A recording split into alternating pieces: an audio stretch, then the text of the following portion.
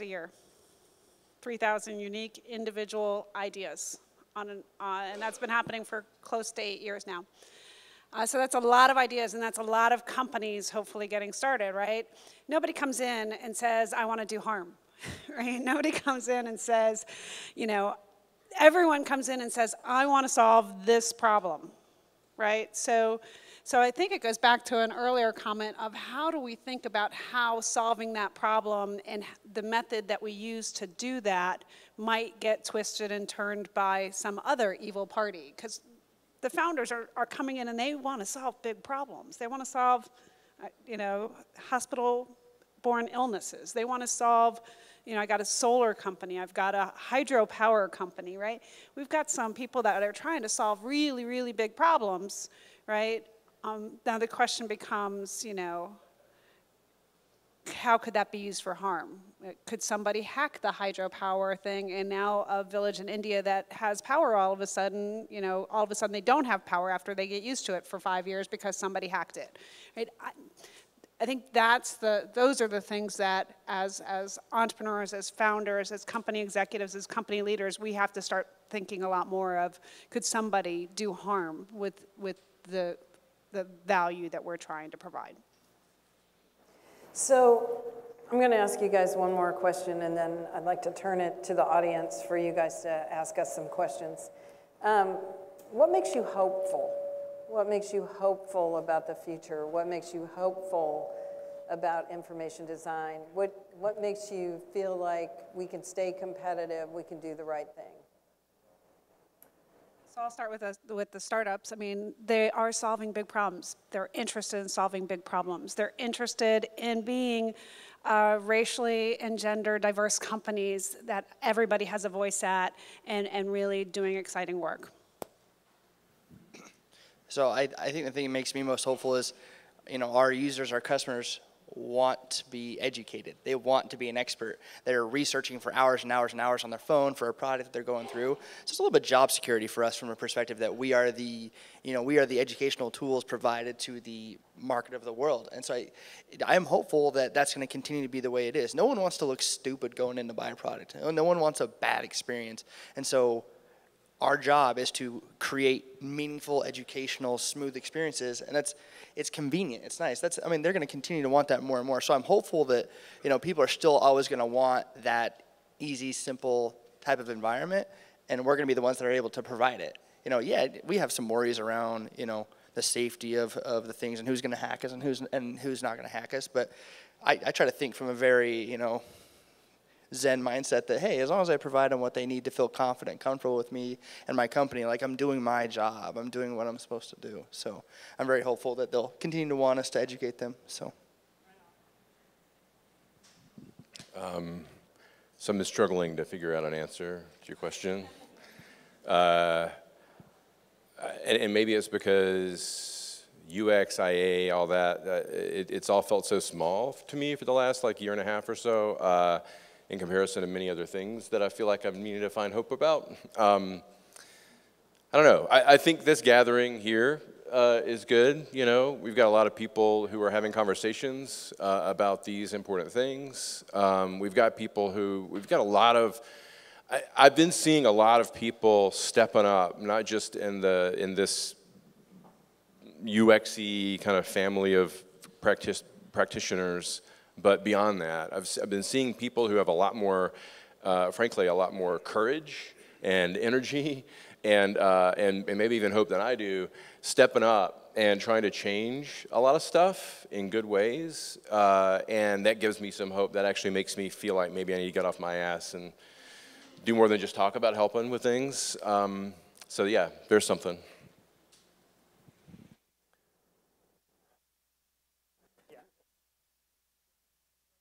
I don't know which mic is working. There we go. It's okay. Sorry, It's I okay. keep forgetting you have one. It's hard. It's hard to think about hope without thinking about trust. What gives me some hope is the raised level of trust that I see in between people. They start to rely on their immediate circles, the people that actually matters to them, they're near and dear. That trust seems to have been somehow strengthened by the WIAD events over the last year and a half or 2 years or so. I think that has brought people together in a new way. We see people being more vocal, to your point before, about transgressions that has happened in the past, and we're starting to discuss them in a new way. That gives me hope. And the ability to have that in a trusting way, I think that is one of the things that makes me feel better about the future. Real quick, just about the trust thing. Absolutely. I mean, first of all, great speech earlier. It was fantastic. But I think the thing about the trust, like all of us to have the passion, to your point, like we want the customers and the users to trust us, and we're designing it in a way of like, I got you. Like that does give me hope, because I want you to trust that I'm giving you the right product for you. I'm not right sizing you for a better sale so I get my bonus, which I get next week, so I'm pumped. But it's it's a matter. I love that concept come up, because that could be on the horizon. Like, it's not just thought leadership, but if we're designing in a way that's not manipulative, that creates trust, I mean, you're going to keep people for a really long time. Yeah, I mean, I'll add to that I think the multiplier effect, right? That we're trying to get out there and get more UXers in practice, get more human-centered design, not just, good is good enough. It's not, right? Because the user expectations have risen so much in the last few years. It's like everybody expects whether it's where I work in an enterprise system or whether it's a consumer-facing, they expect stuff to work just as easily as the favorite app they have on their phone.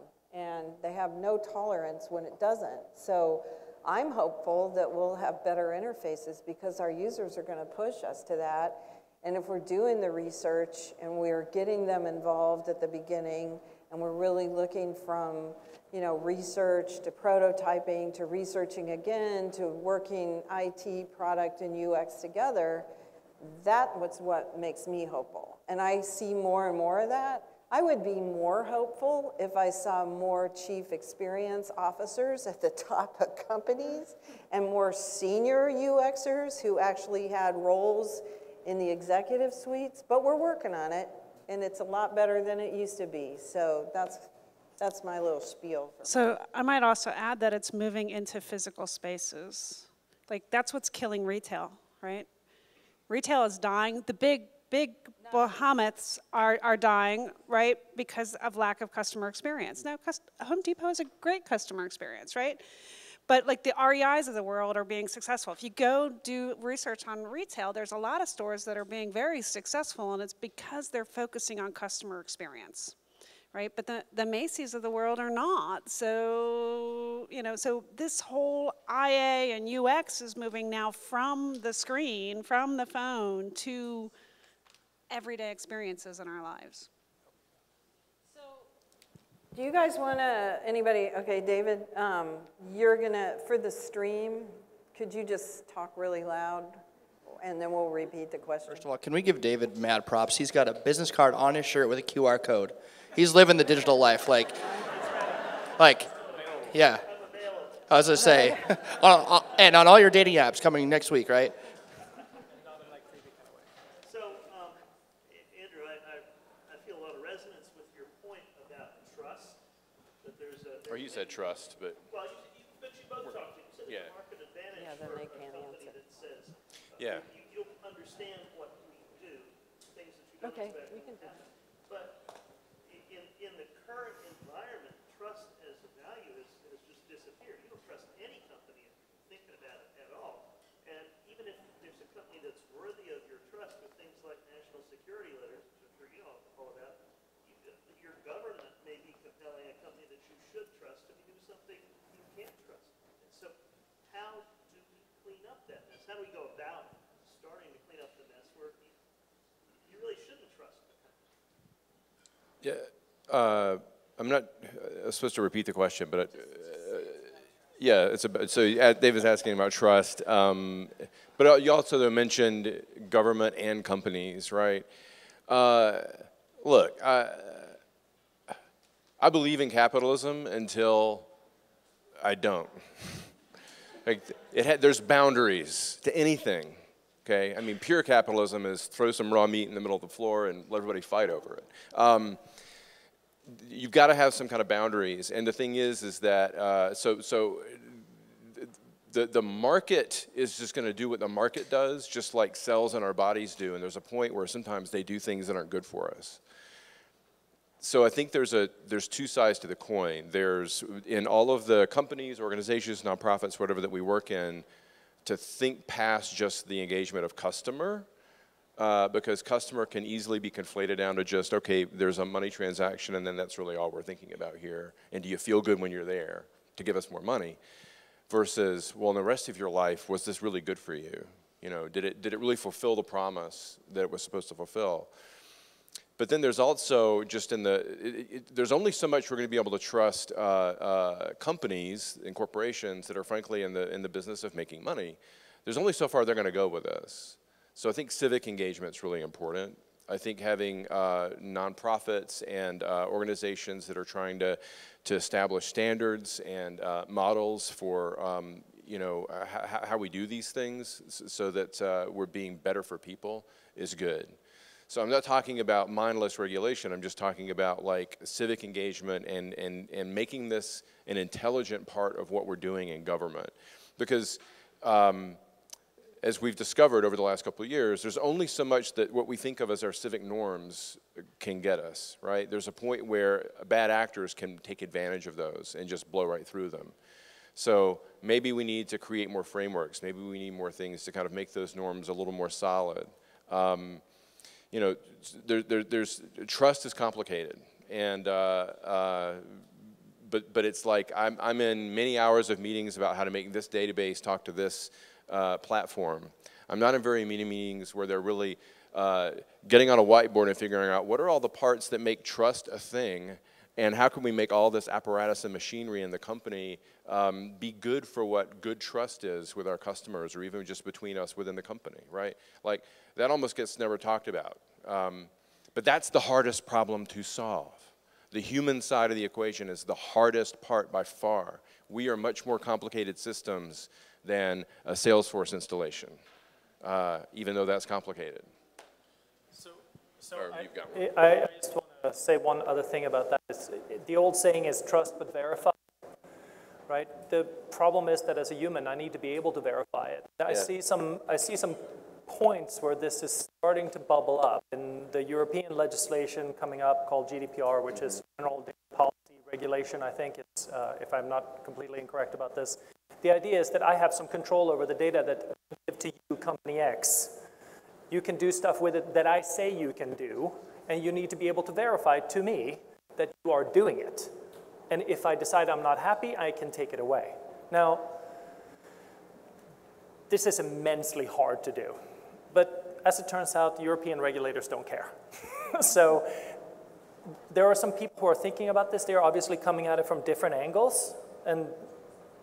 But those are the things I think are working in conjunction here. And I think the verification component is the first building block to having trust.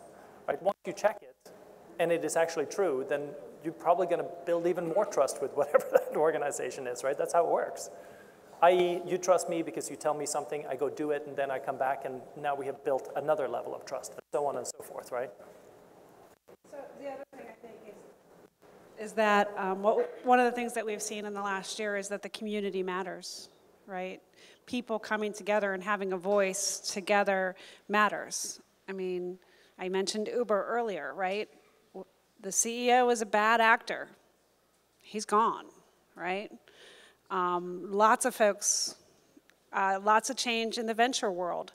Venture capitalists, male venture capitalists that were harassing women, female entrepreneurs that were trying to raise money are gone, right? So I think collectively as a community, we see it with what's going on with the school shootings right now. The kids, our kids are rallying to try and change the future so they can be safe. Like, that was our job, right? We messed up.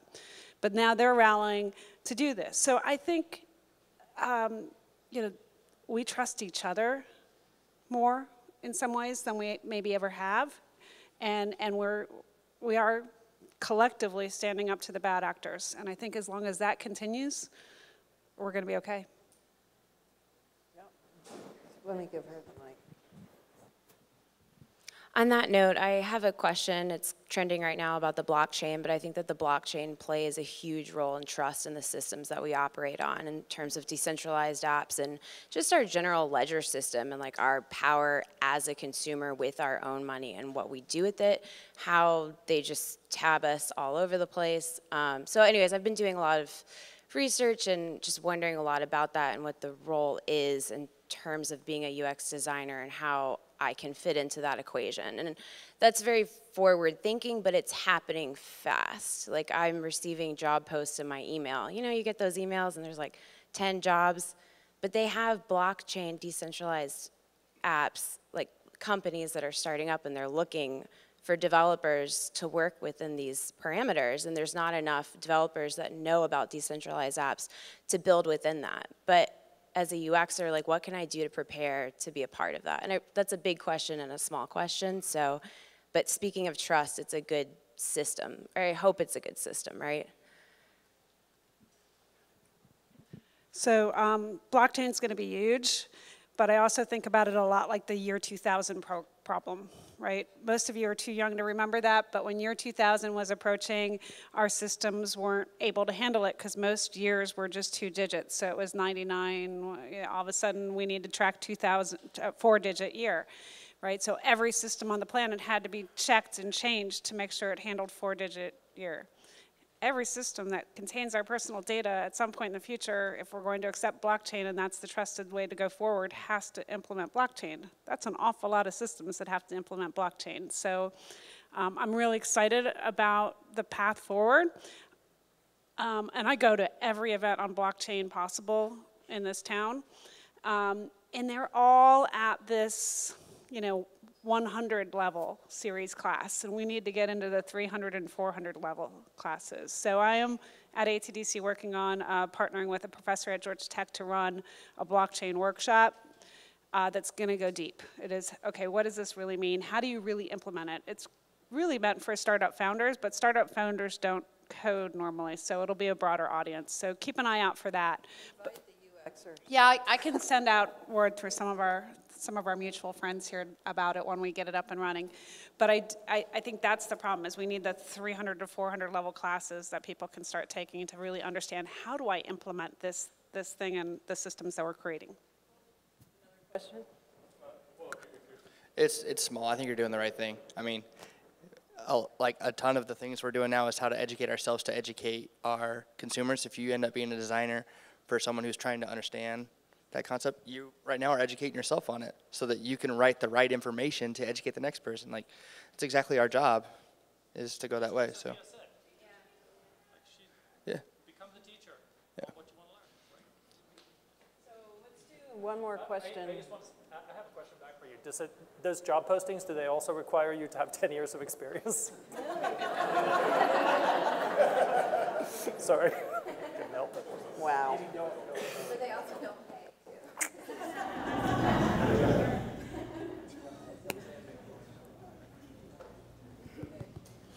Okay. Hey, Jennifer, you brought up a really interesting point about voice, which is actually something that's come up in my organization, so my ears kind of perked up when you said something about it. And I'm kind of curious about the nuances between optimizing your information for voice versus optimizing for something more tangible, like your screens or in-store experience, or just anything more tangible than just talking to a device. So what are some of the nuances of architecting your information around that? Thank you for the Thanks. mic So talk. I'm not going to answer this question because I don't know. The last time I did an IVR system, so I have a technology background, then I spent 3 years at a digital agency before I did what I do today, which is help startups. So the last time I wrote an IVR system, a voice information architecture, like figuring out what path people were going to go on, was 2003. So I'm going to just pass it this way. Let the cricket guy talk about it. Seriously? Yeah. Seriously? I mean, I don't work for telecom, so. Saying that long, are you? No. So, I mean, damn, this is tough. I mean, I just did an IVR evaluation a couple weeks ago, so, I mean, let's talk after. I think that's a long conversation, and it's a good one. It's a great question. I I just think there's multiple different ways you can look at it. I think it's a, it's a great tool, and it's a great way that it can be used improperly, but I think you have to break it down to its fine components. I don't know, I'm trying to think about things like with atomic design. That's a big thing our team's kind of pushing, and you need to break that topic down to the base molecules, have the conversation, and then start back up from there. So. Okay, so we're gonna do one more question. Brandon, you want to take it, Luther, please? And then you guys,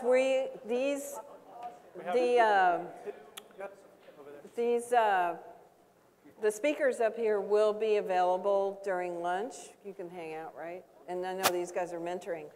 But we want you to come up and talk if everybody packs the lunchroom at the same time anyway. But please come up after the talk and ask some other questions. We'll be available for that. Okay, one more. So my question is that, is there a need for ethics amongst user experience professionals? I equate what's going on right now with like dark patterns and all of this as being very similar to what's happened in the food industry, where you have, people who are food scientists who have studied like for years about what makes people enjoy food. And so they've engineered food that we all become addicted to. So we're basically kind of doing a very similar, there's that danger that we could be doing a very similar thing because we understand human psychology and we actually do testing to see, okay, well, does this method or does this method work better to capture your attention and hold you? In the same way that we look at, okay, well, if we put this into Cheetos, will it increase the value of this Cheetos brand because more people will be buying it? So, do we have an ethical obligation to kind of say, okay, this is outside the bounds? It's kind of the second part that's for everybody that's in this room is, if we're all about making complex information easy to understand, how do we explain to our friends and family what is going on? How do you help them to understand that, using Facebook is kind of messing up your way of thinking, especially for younger people who are not going to know anything different? There's a lot there. Yeah, there's a lot there. Can I just say one thing on the... Damn, I need a therapy session right now. On the subject of ethics, I think there is not a person who is working in a for-profit enterprise that could not benefit from a lesson in ethics and ethics history, right? Violation of people's ethics and the way people make the decisions that seem good at the time and how they turn into bad things have long historical references and have resulted in legislation basically from the beginning of this country, right? We talk about the Red Triangle factory up in New York that burned down 150 women seamstresses and onward, right? It is a lesson that I think we could all benefit from. So as far as that goes, I guess I'm all in favor. Now, what does it mean for IA? I think that's what we come back to, this question of what is good, right? Where we started this entire conversation. Where is good in the equation and the good for whom? And being able to delineate that is the main question I think I'm hearing from you, right? That's what we all got to kind of dig into. And it's not going to be the same for everyone, so. All right, so I'm going to take a short stab at it, and then I'll hand it to Andrew. So, I'm going to take it from the research lens. So as a researcher, I'm going to stick to metrics that are super oriented to customer-centric metrics. So confidence, ease of use, most likely to recommend, things along the nature that don't deal with, like you can't, they're black or white. Like it's ethical because the numbers aren't going to lie from that perspective. And they're going to be customer-centric metrics. It's hard though, but to your point, yeah, everybody is liable. I think that's why, business ethics was my second class in my MBA program. Like you got to know it. And I think to your point, everybody would gain from it because it's getting to the point, like just the whole point of the whole conversation today, are we designing for good? And I think the really great conversation we had up here earlier with the whole lightning talk is, are we doing good?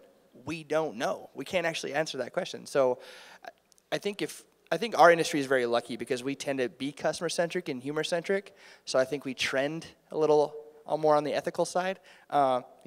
we tend to break rules. People in this room like to break rules. That's what we're supposed to do. So I think we're going to try a little bit ethical, but it's still a scary thing. So I'd be curious what Andrew has to say. So I don't know why you're curious. Well, I'll pass it back over here in a second. But you know, the pharma companies did a great job with you know, opiate-based medications, making them easy. No. I'm not just being a dick about this. I mean, making them easy to acquire, making them easy to use, right? All the requirements were met in terms of customer-centric. People wanted them, they got them. Doctors wanted an easy way to make their customer feel better, they got that. That's the business model. And it's devastating entire you know, communities and families. That's the framing I'm talking about, right? Is let's think beyond customer, let's think beyond even user. Those are all good and useful facets of what a human being is. I think we need a deeper discipline around that to get past those things and to understand that these aren't about individual interactions, these are about humans that are part of an organism of humanity who have needs and hopes and wants and dreams that go far beyond that engagement moment. We need models for that. We need methods for that, right? That get beyond the usability lab, that get beyond the NPS score. So that's all good stuff, but we need to get deeper, we need more, and we need to be a little more true to that somehow, teach those things. On that note, though, can I just ask a question on that? So my one thing is it sounds like a really interesting startup to me. Certified Ethical Design Association, program training, certification programs. Sounds interesting to me. All right. So you guys, we're going to have to leave it there because we are over time. Unless you really, do you really? No, it's all okay. good.